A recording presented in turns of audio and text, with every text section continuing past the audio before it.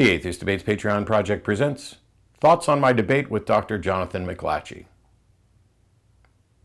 Hi, I hope everybody's doing well. I recently did another debate with the Modern Day Debates organization. I've posted a link to it from my Patreon. It actually links to their YouTube channel, but in case anybody's worrying, I have a backup copy that I can post to my own YouTube channel should those go away. I'm just trying to help promote their channel just a little bit because it gives me opportunities to debate. It's a mutually beneficial situation. And this debate, the only thing anybody really wants to talk about is the fact that seemingly in the middle, or perhaps closer to the end of the debate, my opponent quit and left. Let's talk about that. So first of all, I want to tell a little bit of backstory about this debate because while I'm not going to remember everything and I don't have all the details and I don't hang on to baggage, this isn't the first interaction that Jonathan McLatchie and I have had. My understanding is that he's called the show before. I had to actually reach out to my ex-wife to say, hey, what's the deal here? Because I kind of remember McLatchie, but not completely. And she sent me a screenshot of something that he had posted on his Facebook just a few days before the debate. And I'm going to start by reading that. Jonathan wrote, if I were an atheist, I would have no truck with the atheist community of Austin's live-streamed call-in shows, most notably the Atheist Experience. The almost exclusive purpose of these shows seems to be to make Christians who call in to look foolish. The whole program seems disingenuous from the get-go. First, it's easy to pick off low-hanging fruit on the other side of the theism-atheism divide. A Christian scholar could just as easily make a lay atheist look quite foolish as well. Second, callers who call in are not presented with a level playing field. The hosts constantly interrupt the callers, preventing them from completing their train of thought. Third, on the occasion when the hosts find themselves dealing with someone more knowledgeable than they are, they typically respond by telling them to talk to scholars rather than to hosts of an atheist call-in show. But then why are they hosting a show that invites theists to call in if they are only interested in dealing with theists who are uninformed? As I said, it's quite disingenuous. Well, there are a few things as disingenuous as Jonathan McLatchie's comments about the Atheist Experience, and this was something that we discussed just prior to going live on the debate. For whatever reason, Jonathan has this view of the Atheist Experience that simply isn't true. We have a couple of call screeners, and we have priority, and all call screeners know this, for any theist. And the really, really low-hanging fruit, those get weeded out along with atheist callers. And we try to get the strongest callers who will call in. Now, there are exceptions. Jonathan's right. If somebody calls in and they have some kind of purely scholarly pursuit, the question is, why are you calling into a local atheist show? You need to go out and talk with other scholars and experts in that field in order to submit your stuff and get it peer-reviewed such that it becomes the sort of information that we might be able to discuss, because we're not experts on this. However, we don't have any prohibition against scholars or reasonable people. As a matter of fact, I'd love to have those conversations. And I think that if you went back and looked through the Atheist Experience calls and ranked them from best to worst, or from which ones we got hostile on or hung up or were disrespectful to somebody, the theists always went negative first or refused to argue honestly. And quite often, the best calls were ones where we just had a discussion. This wasn't a low-hanging fruit. It wasn't about convincing someone we were right. And that person left and went off to think about things. And then, in some cases, they called back in again. So Dr. McLatchie has a problem with the Atheist Experience. That's not a surprise, considering that there's evidently been some heated back and forth between he and I, either on the show or an email or something. I don't know, because I don't remember everybody I've had a discussion with or how awful they were. I'll remember this one, though, because before the debate started, I explained to him that his understanding of the show was completely flawed, and he's welcome to come down and backseat, our call screeners, etc. We get this accusation quite frequently that we only want the stupid theists and the bad arguments to be our callers. And that's not true at all. As a matter of fact, I want the exact opposite. It's the reason why I try to make sure that in addition to hosting the Atheist Experience, I'm also engaging with apologists in debates. To make some suggestion that we're somehow being dishonest here really tells you a lot about how McLatchie thinks about me, particularly, and the Atheist Experience generally. So we talked about it before the debate began. I thought it was, he's welcome to come and audit our call screeners. But After all these years, there are many people who are like, oh, why do you only let the stupid theists call? We don't. And my response to them is, why didn't you call? Or why didn't you have your pastor call? Or why didn't you contact your favorite apologist and have them call? Well, they say, they won't get a fair footing. They won't, you'll just talk over them or put them on hold. No. I mean, take Ray Comfort, who's publicly said that I treated him fairly on the show, and many other apologists have called in. And as long as people are willing to have an honest discussion, that's what happens.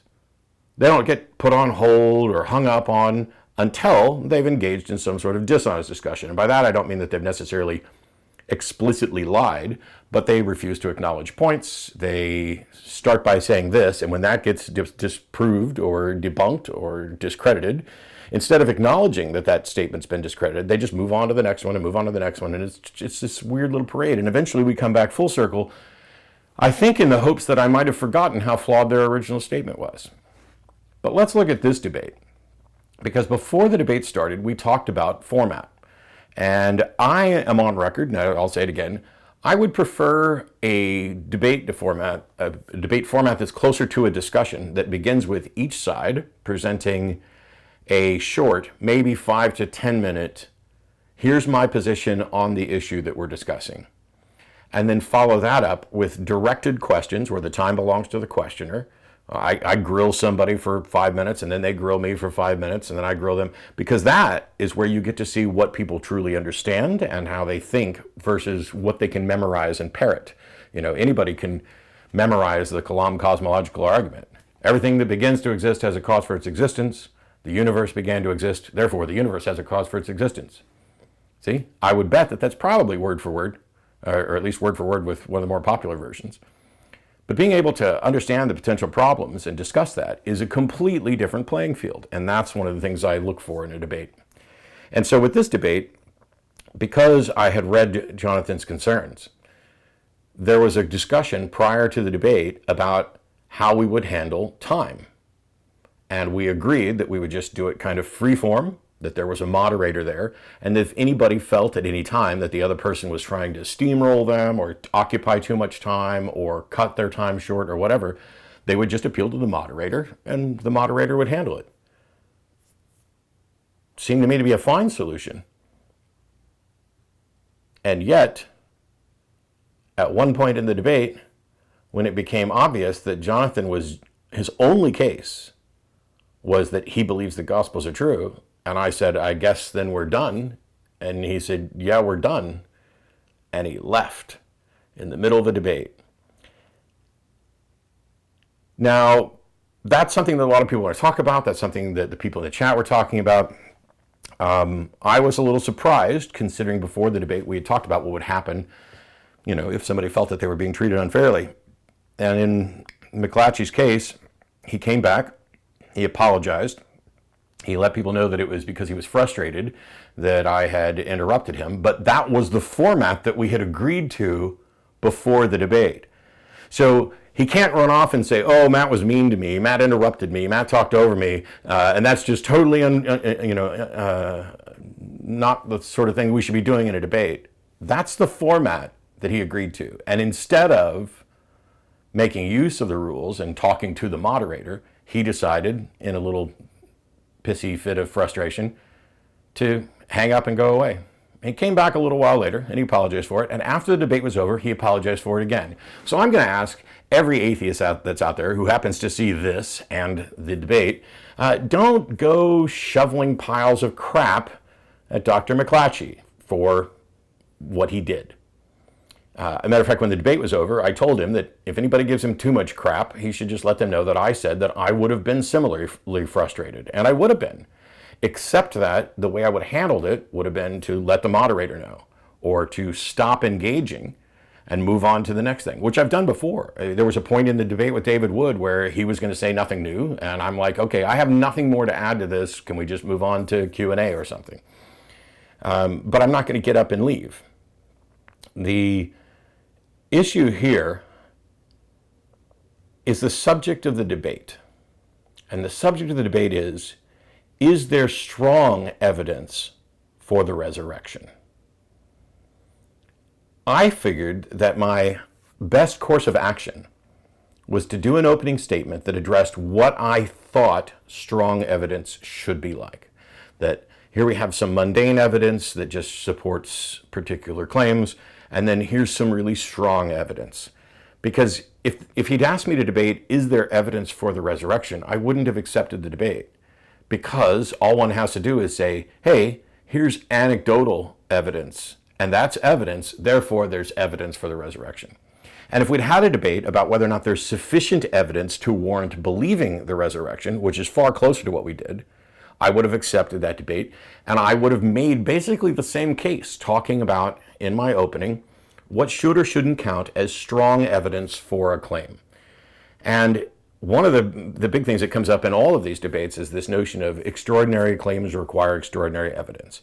I'm going to talk about that in a separate video, which is also going up this month. But I wanted to talk briefly about this curious interaction with Dr. McLatchie. Now, he's not an idiot, but he may have made himself out to be the very low-hanging fruit that he objected to. Because if he had called into the atheist experience and presented his case for the strong evidence for the resurrection, and his entire case was, I find the accounts in the Gospels reasonable. I find them believable. I find that these stories are being told by people who I find to be truthful. Therefore, it's strong evidence and it's reasonable for me to accept it. And that overlooks a really big problem, which is there are people who I generally find truthful who I know have lied to me. Everybody lies. You didn't even have to watch House to learn that. There are people who I think have been generally trustworthy who I know have lied to me. There are also people who I think have been generally trustworthy who I know have gotten things wrong. They will tell me in all earnestness that this happened, and they will do their best to describe it. And I'm happy to believe that they're trying their best to describe things accurately. But that does not mean that they're accurate. Jonathan's entire case is founded upon this notion that either someone is a liar or a truth teller. It reminds me of those old logic puzzles where you end up on an island where there are knights and knaves, and knights always tell the truth and knaves always lie, and now you have to figure out which one is which to save yourself from something. Unfortunately, as is the case with the Gospels and the supernatural stories within the religion, we live in reality, not that fantasy world of knights and knaves. And it's absurd to think that, hey, this person is truthful, therefore this story that they're telling me about someone being divine, being murdered, put into a tomb, and then rising from the dead after a day and a half, which we'll call 3 days because we can't count, that this is enough. This is sufficient evidence. This is strong evidence to believe this claim that this actually happened. And I just can't get there. Because if I do that, if I open the foundations of my epistemology to, I can accept a resurrection from the dead claim based on anonymous accounts from people that I don't know from, centuries, if not millennia ago, that won't work. I would wind up having to believe so many different religious claims from competing religions and so many different supernatural claims. My worldview would crumble. And I would find myself, as many theists do, saying, if I believe in God, I guess I need to be worried about Ouija boards. Because maybe as far as I know, they're opening up those to evil spirits, and the Bible talks about evil spirits and demons. And if that's the case, then we shouldn't play with the Ouija board, or spirit board for people who happen to call it by other names. And the thing is, we know from spirit boards that this is an ideomotor reflex. So this is a testable thing. Are you actually getting messages from the other side? Not only is there no evidence for it, there's mountains of evidence against it. You're not getting messages from the other side. Matter of fact, you can't even show that there is another side or that there was any message that didn't originate with the thinkers in the room. Now, for the theists who want to say, oh, well, I don't believe in spirits and other things. I don't believe in Ouija boards and spirit boards. I don't think that there's such a thing as demon possession. I just happen to think that there's a God, and that the Bible is the best record of that God that we can find. That's well, I was going to say fine. I mean it in the sense that, they're entitled to follow their conscience as their conscience dictates. But those people aren't advocating that there's strong evidence for something. As a matter of fact, I just had a 90-minute conversation with a family member night before last. And this is someone who I've had a conversation with before, but they're not impressed by, nor do they care that much about apologetics. They have this belief because they witnessed something, or they witnessed many somethings that together become a cumulative case in their view for God. And yet, when I pointed out that I hadn't had those experiences, and therefore, as Hume points out, that revelation is first person, and to everybody else it's hearsay, they had no answer for that, other than, I think you should go read the Gospel of John again. Maybe you've read it 100 times, but I think you've missed something, because I don't think that your belief was ever particularly deep. Okay, well, that's just like your opinion, dude. So I did this debate with McLatchie. Yes, he walked away. I would like to ask people not to give him grief about it. He's fairly new to this. He didn't probably realize exactly what he was agreeing to with regard to the format. He didn't handle it correctly, but he came back and apologized, finished the discussion, apologized afterwards. Maybe he'll get better at that. My only concern isn't whether or not he gets any better at how he handles, these confrontational sort of discussions, but whether or not he gets better at understanding epistemology, because the fact is, claims aren't evidence, and the Bible is a collection of claims, and it's a collection of also anecdotal accounts, which can be considered anecdotal testimonial evidence, but none of that is considered strong evidence. And you would need strong evidence in order to be justified in accepting that a resurrection took place. So even if McLatchie made himself low-hanging fruit for the day, he's not generally speaking low-hanging fruit. He's a reasonably intelligent person who just happens to think that if he reads something in a book from authors that he finds truthful on matters A, B, and C, that he should take their word for matters D, E, and F as well. And as a, magician and someone who understands con artists, I know that that is the way that one travels if one is determined to be fooled. Con artists prey upon that. Let me tell you a handful of true things so that you believe this false thing and I can get your money. Now, somebody might say, what's the motivation then? A con man's out for money. What's the motivation of religions to lie to you and get you to be an adherent? Because it keeps the religions going. If you're a believer, you are giving it public credibility such that people like me are somehow not esteemed members of society while your apologists are. Meanwhile, tons and tons of money funnels into it, keeping priests who can demonstrate they're doing nothing in the public good or public interest other than telling people what they'd like to hear, that you're going to live forever, that there's somebody who loves you no matter what, that all the ills and troubles of this world are like, dirty rags and playthings, and you will go on to a joyous afterlife. It's an appealing sort of mindset. Unfortunately, there isn't strong evidence for it. There's barely anecdotal evidence offered up for it, and there's no good evidence for it. And that's not McLatchie's fault. It's just his fault for trying to defend that position. We'll see you next time. Bye-bye. This video is made possible by supporters of the Atheist Debates Patreon project. You can find more information and add your support at patreon.com/atheistdebates.